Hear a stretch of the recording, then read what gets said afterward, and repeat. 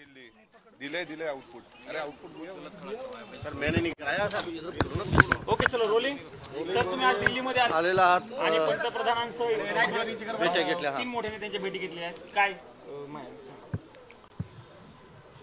सरकार स्थापन झाल्यानंतर मंत्रिमंडळ विस्तार झाल्यानंतर पहिल्यांदा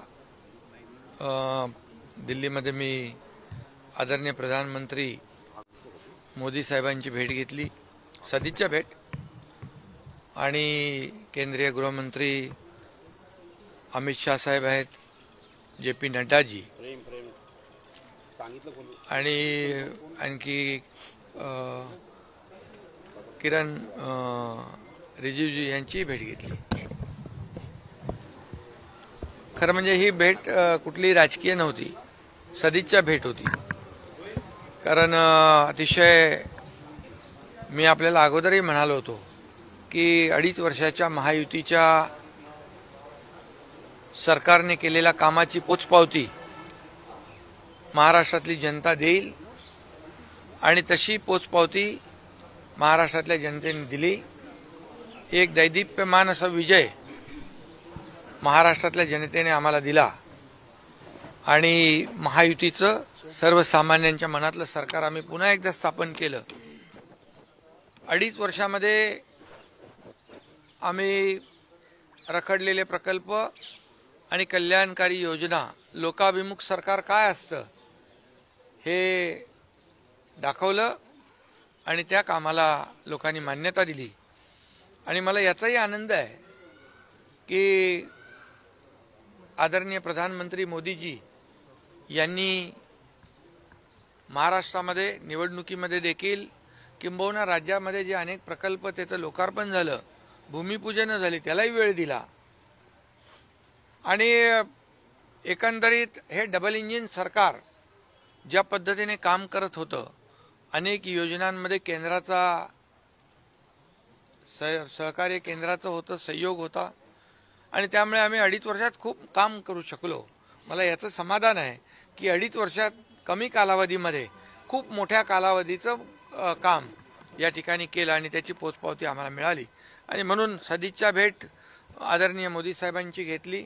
मोदी साहेबांनी देखील सांगितलं महाराष्ट्राच्या विकासामध्ये कुठेही काही कमी पडणार नाही. केंद्र सरकार आणि आम्ही सर्वजण गेल्या 2.5 वर्षात जसं तुमच्या पाठीशी उभे होतो तसे यापुढे देखील आम्ही पाठीशी आहोत.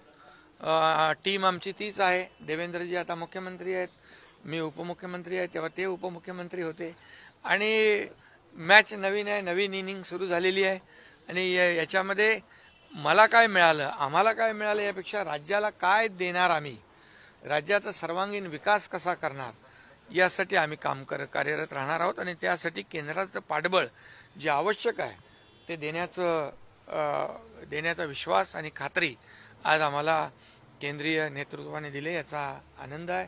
पुढे भविष्यात देवेंद्रजींच्या नेतृत्वाखाली आम्ही टीम म्हणून या ठिकाणी राज्याला पुढे नेऊ आणि राज्याला लोकाभिमुख करू आणि जी कामं आमची 2.5 वर्षामध्ये आम्ही करू शकलो नाही त्याची पूर्तता करू आणि पूर्णपणे या राज्याचा सर्वांगीण विकास कसा होईल याचा एक रोडमॅप तयार करून हे राज्य 1 नंबरला आहे, ते 1 नंबरला कसं राहील आणि देश जो आहे, आपल्या देशाचं नाव जसं आदरणीय प्रधानमंत्री मोदयांनी जगभरात केलेलं आहे आणि त्यांचंही जे काही विजन आहे की देशाला काय देणार, देशवासियांना काय देणार, देशातल्या प्रत्येक सेक्टरला काय देणार यासाठी आणि देशाचा विकास कसं करणार आणि $5 ट्रिलियन इकॉनॉमी हा गोल जो आहे हा अचीव करण्याचं जे त्यांनी स्वप्न पाहिलेलं आहे त्यामध्ये $1 ट्रिलियन पेक्षा जास्तीचा गोल महाराष्ट्र अचीव करेल अशा प्रकारची परिस्थिती आहे. कारण महाराष्ट्र एक प्रगत राज्य आहे आणि या महाराष्ट्रामध्ये पोटेन्शियल आहे, खूप मोठ्या प्रमाणावर पोटेन्शियल, आणि त्याचा वापर या महाराष्ट्राच्या विकासासाठी करू, लोकांच्या कल्याणासाठी करू. आणि म्हणूनच केंद्र सरकार आणि या सर्व नेत्यांची आणखी केंद्रातले अनेक नेते आहेत, त्यांची सविस्तरपणे भेट आम्ही घेऊ. आता पुन्हा एकदा आम्ही मी असेन, देवेंद्रजी असतील, अजितदादा असेल, आम्ही तिघही पुन्हा प्रधानमंत्री महोदयांची राज्याच्या विकासाबद्दल भेट घेऊ. वन नेशन वन इलेक्शनवर काँग्रेससह अनेक विरोधी पक्षांचा विरोध आहे. या खरं म्हणजे वन नेशन वन इलेक्शन ही आता आपल्या देशाची गरज आहे. खऱ्या अर्थाने जर आपण पाहिलं तर वेगवेगळ्या निवडणुका, लोकसभेच्या निवडणुका, नंतर विधानसभेच्या निवडणुका, आता लोकसभेची आचारसंहिता झाली, मग विधानसभेच्या निवडणुका झाल्या, त्याला आचारसंहिता लागली, त्याच्यानंतर लोकल बॉडीजचे इलेक्शन, महापालिका, नगरपालिका, जिल्हा परिषद, हे कायम हा इलेक्शन मोडमध्येच आपण राहतो. आणि या इलेक्शन मोडमुळे आचारसंहितेमध्ये डेव्हलपमेंट जे आहे, विकास जो आहे तो थांबतो, ही वस्तुस्थिती आहे. पूर्ण मशिनरी काम करते, मोठ्या प्रमाणावर देशाचा या पब्लिकचा पैसा खर्च होतो. आणि या सगळ्या याच्यामधून आपण प्रत्येक वेळेला प्रत्येक निवडणुकीच्या आचारसंहितेमध्ये या लोकांना जे आपण विकासाची कामं आहेत ती आपल्याला थांबवावी लागतात. आणि म्हणून यासाठी देशाच्या प्रगतीसाठी हा जो विचार मोदीजींनी मांडलेला आहे, याच्यामध्ये देशाचं प्रगती आणि देशाचं हित आहे, देशाचा विकास आहे. आणि म्हणून या वन नेशन वन इलेक्शनमुळे देशाची प्रगती मोठ्या प्रमाणावर होईल, विकास मोठ्या प्रमाणावर होईल. आणि जे काही आपण निवडणुकीच्या या सर्व प्रत्येक निवडणुकीला वेगवेगळ्या प्रकारे खर्च करतो, सरकारी मशिनरी वापरतो, सरकारी खर्च जो होतो आणि इतर पक्षांचा होतो, त्याच्याबद्दल काय मी बोलत नाही. मोदीजीबरोबर तुमची 1 तास बैठक झालेली आहे. नेमकं काय कोणते विषय चर्चेला आलेले आहेत आणि मंत्रालय कोणते नाही, यामध्ये सविस्तर बैठक, सविस्तर चर्चा, सकारात्मक चर्चा झाली आणि राज्याच्या हिताची चर्चा झाली, राज्याच्या विकासाची चर्चा झाली. मोदीजी देखील खुश होते की एवढं मोठं मॅन्डेट जनतेने दिलं, कामावर म्हणजे महायुतीने केलेलं काम याचीच पोचपावती दिली, त्यामुळे ते आनंदी होते. काल अजित पवारांची अनुपस्थिती दिसली एनडीएच्या बैठकीमध्ये, त्यांचा कोणी प्रतिनिधी हजर नव्हता. महाराष्ट्रात ते तुमचे सहकारी आहेत एनडीए म्हणून, तर याकडे कसं पाहताय? नाही, काल एनडीएची बैठक होती, त्यामुळे त्या ठिकाणी त्यांचे पूर्वनियोजित जे कार्यक्रम होते तेही त्यांनी, आणि सुनील तटकरे मला वाटतं त्यांनी आणि प्रफुल्ल पटेल यांनी सांगितलेलं आहे. आणि त्यामुळे असं काही नाही की ते मिटिंगला आले नाही म्हणजे असं तुम्ही वेगळं काहीतरी विचार करण्याची आवश्यकता नाही, त्याला राजकीय वळण देण्याची आवश्यकता नाही. आणि आमच्याकडून प्रताप जाधव इकडे होते, त्यांनी ते अटेंड केली मिटिंग.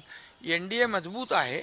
एनडीए एका विचाराने एकत्र आलेला पक्ष आहे, एका कुठल्या स्वार्थ भावनेने एकत्र आलेले इंडिया अलायन्स नाही आहे.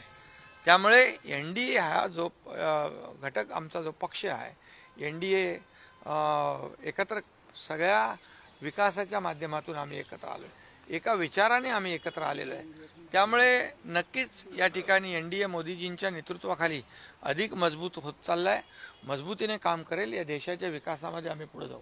कल्याणच्या चक्कीनाका परिसरामध्ये एक घटना घडलेली आहे. 12 वर्षाच्या मुलीवरती अत्याचार करून तिचं मर्डर करण्यात आलेला. खरं तर क्राईम वाढते महाराष्ट्रामध्ये, अशा पद्धतीच्या टीका तुमच्या सरकारवरती होतात. तसे समोर घटना आले. तुमच्या पक्षाचे आमदार आहेत बालाजी कल्याणकर, त्यांच्या अपहरणाचा प्रयत्नाचा कट रचला गेला अशी माहिती समोर आलेली आहे. राज्यामध्ये कायदा नाही, यामध्ये झालेली घटना अतिशय दुर्दैवी आहे, दुःखद आहे, माणुसकीला काळीमा फासणारी आहे. आणि कालच मला वाटतं खासदार डॉक्टर श्रीकांत शिंदे जाऊन त्या पीडित परिवाराची भेट घेऊन आलेत आणि त्यांना दिलासा दिलेला आहे. झालेली घटना अतिशय दुर्दैवी, आमच्या परिवारातलीच घटना आहे असं समजून आम्ही त्या घटनेचं सरकारने गांभीर्याने घेतलेली आहे. आणि यामध्ये जो दोषी आहे, आरोपी, याचा कठोर शासन झालं पाहिजे. फास्ट ट्रॅकला केस घेऊन या ठिकाणी फाशीची शिक्षा लागली पाहिजे.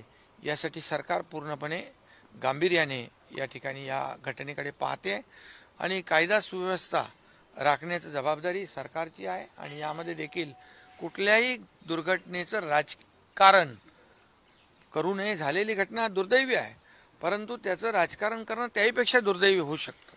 आणि म्हणून यामध्ये सत्ताधारी पक्ष असू दे, विरोधी पक्ष असू दे, या अशा प्रकारच्या घटनांकडे गांभीर्याने आपण पाहिलं पाहिजे.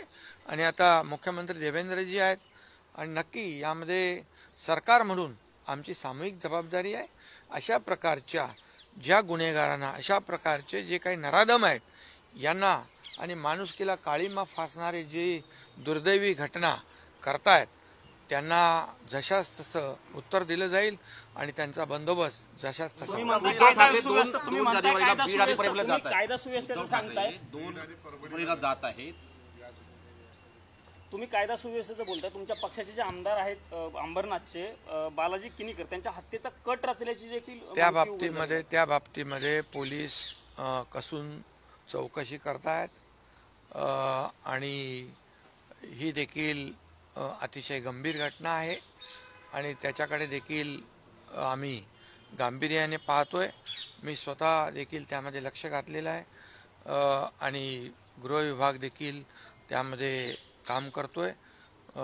अशा प्रकारच्या घटना होऊ नयेत यासाठी पूर्णपणे सरकार परभणीला जात आहे, बीडला जात आहे 2 तारखेला मोर्चा 28 डिसेंबरला मोर्चा निघत आहे. सुप्रिया सुळे खरं म्हणजे बीडची घटना देखील अतिशय दुःखद आहे, अतिशय दुर्दैवी आहे. कारण एक ज्या पद्धतीने तो निर्गुण हत्या झालेली आहे ती त्याला कधीही माफ न करणारं ती घटना आहे. त्यामुळे मुख्यमंत्री महोदयांनी स्वतः आणि मी देखील विधान परिषदेमध्ये या बाबतीमध्ये सांगितलेलं आहे की गुन्हेगार कितीही मोठा असला, कुणाच्याही जवळचा असला आणि त्याचे कुठेही लागेबांधे असले तरी सुद्धा कायद्यासमोर सर्व गुन्हेगार सारखे आहेत. त्यामुळे हे महायुतीचं सरकार कुणाचाही मुलाहिजा ठेवणार नाही, कुणालाही पाठीशी घालणार नाही आणि योग्य वेळेत तुम्हाला त्याची प्रचिती येईल.